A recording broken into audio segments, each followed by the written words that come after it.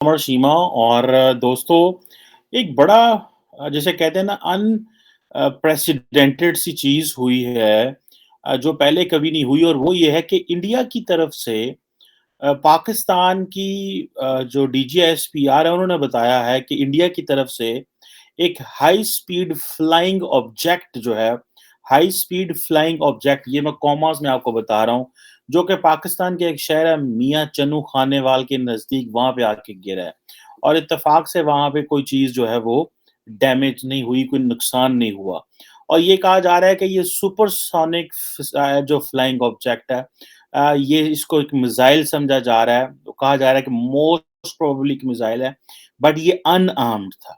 ठीक है जी। अब ये जो पाकिस्तान के जो डीजीएसपीआर हैं, उन्होंने ये बात की। उन्होंने कहा जी 9 तारीख को पौने 7 बजे 6 बज के 6:43 पे ये ऑब्जेक्ट पाकिस्तान में आई और पाकिस्तान का जो एयर डिफेंस ऑपरेशन सेंटर है, जो पाकिस्तान एयर फोर्स रन कर रहा है, उसको उन्होंने इसको मॉनिटर किया। लेकिन इसकी बड़े सारे सवाल इससे उठे हैं दोस्तों। मिसाल के तौर पे अगर आप वो देखें कि वो कहा जाता है जी कि जो इंडियन प्रोजेक्टाइल की जो प्रोफ़ाइल थी, वो पाकिस्तान के बॉर्डर से तकरीबन 104 किलोमीटर के अंदर इंडियन बॉर्डर से ये चीज़ एक इनिशियल पिकअप होती है। दिस इज़ व्हाट हमारा जो हमारे जो एयर डिफेंस सिस्टम ने पिक की है। और वो जो ऑब्जेक्ट है वो सफ़र तय करते-करते पाकिस्तान के बॉर्डर पे आती है और पाकिस्तान के बॉर्डर से फिर 124 किलोमीटर अंदर वो खानेवाल में आके गिरती है। अच्छा यहाँ पे बड़े सवाल उठते मैंने अपने ट्विटर हैंडल पे भी मैंने सवाल उठाए और उसमें से जो मेरे लिए इम्पोर्टेंट क्वेश्चन था वो ये था कि इमरान खान साहब तो ये कहते थे कि अगर पाकिस्तान में कोई ड्रोन आएगा, तो हम उसको मार गिराएँगे। अमेरिका का ड्रोन आएगा, किसी और मुल्क का ड्रोन आएगा, तो हम ये नहीं है कि हम उसको जवाब नहीं देंगे, हम बड़ा सख्त जवाब देंगे, हम उसको उड़ा के रख देंगे। अच्छा ये जो ऑब्जेक्ट जिसको ऑब्जेक्ट कहा जा रहा है या प्रोजेक्टाइल कहा जा रहा है या जो भी इसको आपने नाम देना है, जिस तरह जो कि डीजीआईएसपीआर ने इसको नाम दिया कि हाई जो फ्लाइंग ऑब्जेक्ट सुपरसोनिक जो फ्लाइंग ऑब्जेक्ट। अब ये इसको कहा जा रहा है जी ये सुपरसोनिक मिसाइल है, कोई कुछ कह रहा है, कोई कुछ कह रहा है क्योंकि ये ज़ाहिर बात है, फौजी ही इसको बेहतर एक्सप्लेन कर सकते हैं। अब मैं देख रहा था कि पाकिस्तान के जो एयर फोर्स के आई थिंक कोई एयर वाइस मार्शल थे तारिक ज़िया साहब जिन्होंने वहाँ पे ब्रीफिंग दी और उन्होंने कहा जी कि हमने इसको पिक किया। उन्होंने कहा कि इसको जैसे एक तो मैं इमरान खान साहब का रेफ़रेंस दे रहा था आपको, वो कह रहे थे जनाब अगर पाकिस्तान के अंदर कोई चीज़ घुसी, तो ये हो जाएगा, वो हो जाएगा और इसके साथ-साथ इस सारी सिचुएशन में आपको बात बताऊँ, जब ये सारी डीजीएसपीआर की प्रेस कॉन्फ्रेंस होने लगी तो मेजॉरिटी लोगों ने ये समझा कि शायद डीजीएसपीआर कोई सियासी सूरत-ए-हाल पे बात करने लगे हैं। द रीज़न बिहाइंड इज़ कि इस वक़्त इमरान खान साहब के अगेंस्ट नो कॉन्फिडेंस मोशन आ गया है। इमरान खान ने अपने वर्कर्स को ये कह दिया कि सारे इस्लामाबाद पहुँचो, उधर से ऑपोज़िशन के लोगों ने भी कहा है कि सारे लोग अपने वो इस्लामाबाद में पहुँचो। इमरान खान ने ऑपोज़िशन के लोगों को जेलों में डालने की बात की, कुछ 1-2 एमएनएस को उनके वर्कर्स को ये डाला और जो बाकी मज़हबी तंज़ीम है उसके एक ग्रुप था अंसारुल इस्लाम उन्होंने वो मलेशिया बन के उन्होंने चीज़ों को टेक ओवर करने की कोशिश की कि जी हमारे एमएनएस को जो है वो अगवा ना किया जाए। बड़ा गंद सा मचा हुआ है। इस सारी सिचुएशन में जब ये बातें हुई और उससे पहले थोड़ी देर पहले ही पाकिस्तान के जो इन्फॉर्मेशन मिनिस्टर साहब हैं फवाद चौधरी साहब उन्होंने ये कहा जी कि इमरान खान साहब जो हमारी फ़ौज है उसको हुकूमत की मदद को आना चाहिए। आर्मी उन्होंने कहा जी कि गवर्नमेंट के साथ स्टैंड करती है और ये कॉन्स्टिट्यूशन कहता है। लेकिन मैंने तो ये सुना था कि आर्मी आर्मी जो है वो स्टेट के साथ है या स्टेट के साथ खड़ी होती है। वो हुकूमतों को ज़ाहिर बात है ओबे करती है, वो करते हैं लेकिन दैट डज़ नॉट मीन कि हुकूमत की जायज़ नाजायज़ हर चीज़ को वो ओबे करना शुरू कर दें। ख़ैर एनी हाउ ये जो इम्पोर्टेंट पॉइंट है मैं आपको ये माहौल बता रहा हूँ जिस माहौल में ये चीज़ें हुई। अच्छा जब डीजीएसपीआर ने ये किया मैं भी ट्रैवल कर रहा था उस वक़्त आपको पता है मैं अमेरिका में हूँ तो मैंने उधर पाकिस्तान में तो रात थी तो इधर अमेरिका में दिन का टाइम था। तो मैंने वो लाइव यूट्यूब पे देखी उनकी जो डीजीएसपीआर साहब की जो थी प्रेस कॉन्फ्रेंस देखी और मैंने वो देखा तो मैंने कहा ये तो एक बहुत बड़ी अनप्रेसिडेंटेड चीज़ हुई है। तो मेरे ज़हन में आना शुरू हो गया कि एक तरफ पाकिस्तान की सारी शराफ़िया आपस में लड़ रही है। हुकूमत के खिलाफ नो कॉन्फिडेंस मोशन है। इंडिया की तरफ से ये अगर ऑब्जेक्ट आई है या जिसको ये कहा ये चीज़ पहुँची है, तो ये एक ज़ाहिर बात है, कोई समझ रहा था कि ये टेस्ट एंड ट्रायल के स्ट्रक्चर में थी, ये एक वेपन सिस्टम जो था, इंडिया इसको ट्राई कर रहा था, और दूसरा ये है कि उधर से इंडिया की जो टेक्नोलॉजी है वो क्या अपनी चेक कर रहे थे, क्या अपनी वो ह्यूमन रिसोर्स की कैपेबिलिटीज़ चेक कर रहे थे, क्योंकि जो असल चैलेंज है वो जो हमारे जो गवर्नमेंट ने कहा है, बल्कि फॉरेन ऑफिस के हवाले से मैं सुन रहा था कि फॉरेन ऑफिस इसको बड़ा पिक करेगा और करेगा, इसको इंटरनेशनली हाइलाइट करेगा। लेकिन मज़े की बात ये है कि ये भी फैसला किया गया कि हम इंडिया से पूछते हैं और ये इंडिया ने हमें बताना है, इंडिया ने हमें एक्सप्लेन करना है कि मियाँ चन्नू में क्या आया है। अब ये जो चीज़ है टेक्निकली तो जो सीबीएम्स हैं, जो कॉन्फिडेंस बिल्डिंग मेजर्स हैं भारत और पाकिस्तान के दरमियान, उनमें तो ये चीज़ें डिस्कस होनी चाहिए। फॉर एग्ज़ाम्पल अगर कोई पाकिस्तान और भारत मिसाइल टेस्ट करते हैं, तो बताते हैं एक-दूसरे को। अगर कोई उसकी सारा स्ट्रक्चर बताते हैं, जैसे फॉर एग्ज़ाम्पल पाकिस्तान और भारत एक-दूसरे को बताते हैं कि हमारी न्यूक्लियर इंस्टॉलेशंस कहाँ पे हैं, ताकि कहीं गलती से भी कोई एक-दूसरे पे अटैक ना कर दे और फिर ये ना हो कि दूसरे को उसको रिस्पॉन्ड करना पड़ जाए। तो इतना कॉन्फिडेंस बिल्ड किया जाता है इस तरह की चीज़ों में, लेकिन क्योंकि ये अनआर्म्ड एक चीज़ थी, इसको चेक किया जा रहा था और ये जो है वो मियाँ चन्नू में आके गिर गई। मैं तो इसको पर्सनली मेरे लिए तो जो अचंभे की बात है, जो एस्टोनिशिंग चीज़ है कि ये 124 किलोमीटर पाकिस्तान में अंदर कैसे आ गई? इस सवाल का जवाब होना चाहिए। लेकिन पाकिस्तान में क्या कोई हुकूमत बैठी हुई है?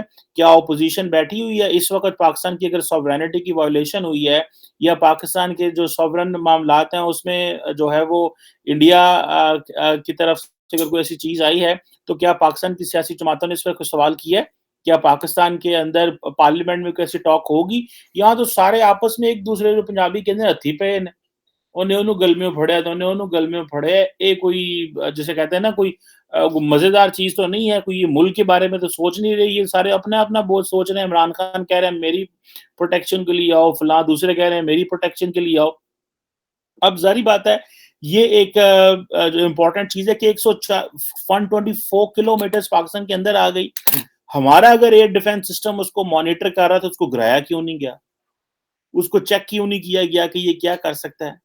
और दूसरा ये है कि इस खित्ते में जहाँ पे मियाँ चन्नू में ये गिरी वहाँ पे कोई सेंसिटिव इंस्टॉलेशन नहीं थी। चले कोई बात नहीं है, लेकिन किसी ऐसे इलाके में चली जाती, गिर जाती, जहाँ सेंसिटिव इंस्टॉलेशन होती तो क्या करते? हम किसी को 124 किलोमीटर अंदर आने देंगे? इसमें यहाँ पे ये भी सवाल उठता है कि क्या पाकिस्तान के पास कोई मिसाइल डिफेंस सिस्टम चाहिए जो इस तरह की चीज़ों को मॉनिटर कर सके? अगर कोई इस तरह की चीज़ इस तरह की फ्लाइंग ऑब्जेक्ट भारत में चली जाती है, तो जो भारत ने एस-400 सिस्टम लगाया हुआ है, वो इसको कैसे रिस्पॉन्ड करेगा? ये एक बड़ा इंपॉर्टेंट क्वेश्चन है। क्या ये कोई भारत की ये जो कोई टेस्ट एंड ट्रायल के दरमियान कोई चीज़ गुज़र रही थी और ये बड़ी क्वेश्चनेबल कैपेबिलिटी है, जो ज़ाहिर बात है वो भारत की तरफ से भी इसका आंसर आना चाहिए, ताकि पाकिस्तान इसको किसी अंडरस्टैंड ना करे। जितनी देर तक भारत की तरफ से डिटेल्स नहीं आती, पाकिस्तान को पता नहीं चलेगा और भारत एक रिस्पॉन्सिबल मुल्क है, पाकिस्तान एक रिस्पॉन्सिबल मुल्क है when it comes to nuclear weapons, when it comes to missile technology, when it comes to the sensitive nuclear technology and missile technology and the weapons of mass destruction। ये और खित्ते का माहौल इस तरह का है कि मेरा नहीं ख्याल ना भारत इस तरह कुछ करेगा, ना पाकिस्तान इस तरह कुछ करेगा और यही वजह है कि दोनों ममालिक ने CBMs, confidence building measures, hotline, foreign secretary level पे, डीजीएमओ की लेवल पे ऑलरेडी एस्टेब्लिश की हुई है, ताकि हम किसी भी ऐसी चीज़ के ऊपर ना हो।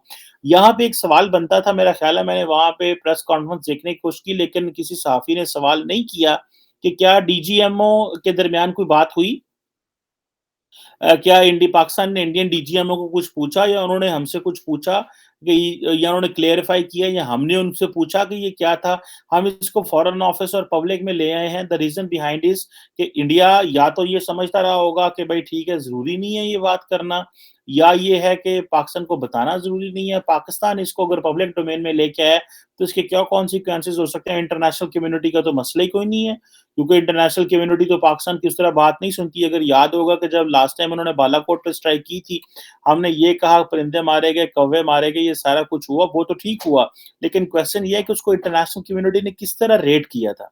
इंटरनेशनल कम्युनिटी ने उसको इंडिया का राइट जो था, वो राइट टू रिप्लाई समझा था, कि जी ठीक है, इंडिया का ये हक है जो कर रहा है। सो हमारे लिए ये क्वेश्चन है कि इफ इंडिया डज़ समथिंग और वो पाकिस्तान में कोई वो अगर कोई बॉम्ब गिराते हैं या कोई जैसे पेलोड गिरा दी या कुछ कर दिया, तो हमने उसको कैसे रिस्पॉन्ड करना है या दुनिया उसको किस तरह रिस्पॉन्ड करती है। हम तो रिस्पॉन्ड इस तरह कर रहे हैं कि 124 किलोमीटर के अंदर आ गए। कई लोगों को मैं देख रहा था कि वो ये कह रहे थे कि जी पाकिस्तान ने इसको मार गिराया, लेकिन जो मैंने सुना वो ये था कि हमने उसको मार नहीं गिराया, वो खुद ही नीचे गिरी है तो गिरी है।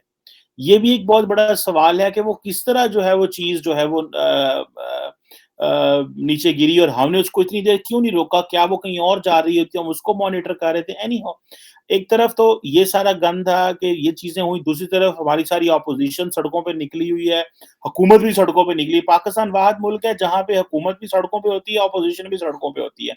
आपको मज़े की बात बताऊँ, इमरान खान भी जलसे कर रहे हैं, ऑपोज़िशन भी जलसे कर रहे हैं, सारे एक-दूसरे की धरती पे हैं।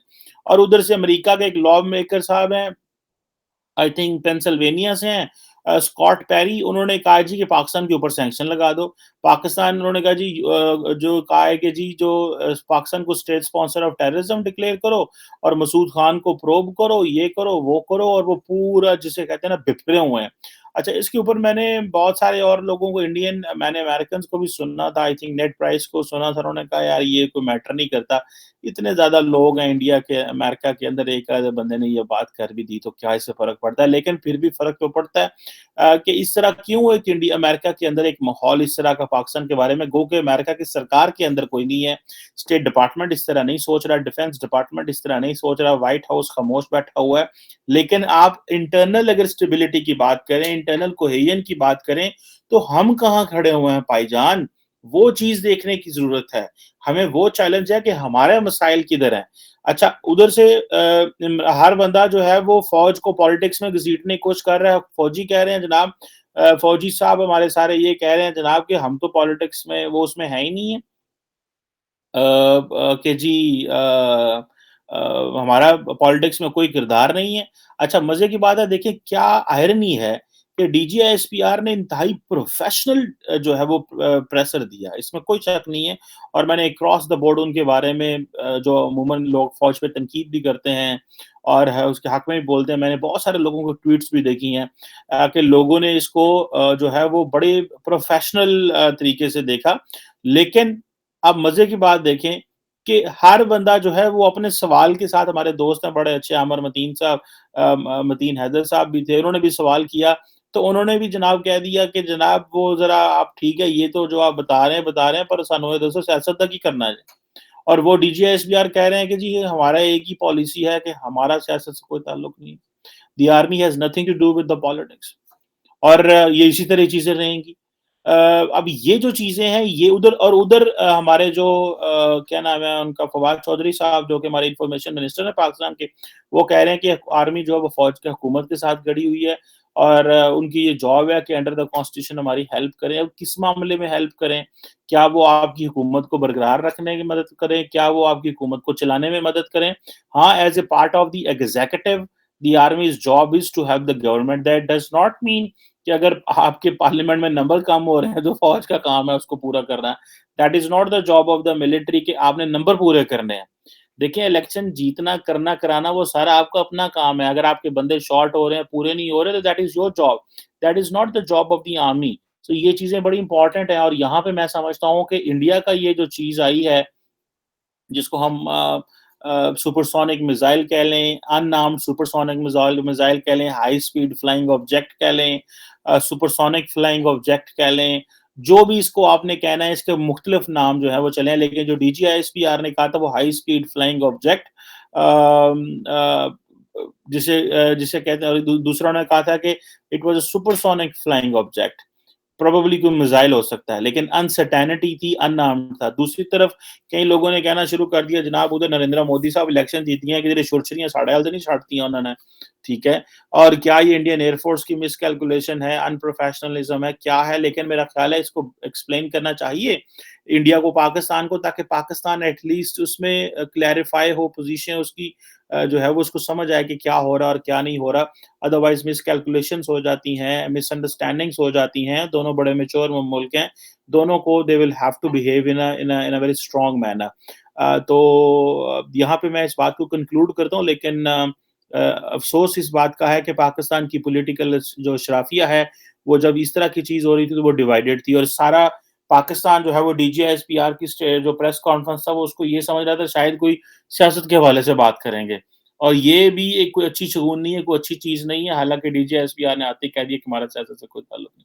So but any how, let's see what comes out of this, but this is something which is very important as far as this India Pakistan was concerned। और मजे की बात है कि पाकिस्तान में पॉलिटिकल टेम्परेचर इतना हाई था कि ये प्रेस कॉन्फ्रेंस होने के बाद भी सारे लोग सियासत बाकी डिस्कस करना शुरू हो गए, क्योंकि पाकिस्तान के अंदर मेजॉरिटी लोग समझते हैं ये डिफेंस इंडिया फौज का मसला, ये हमारा मसला नहीं है।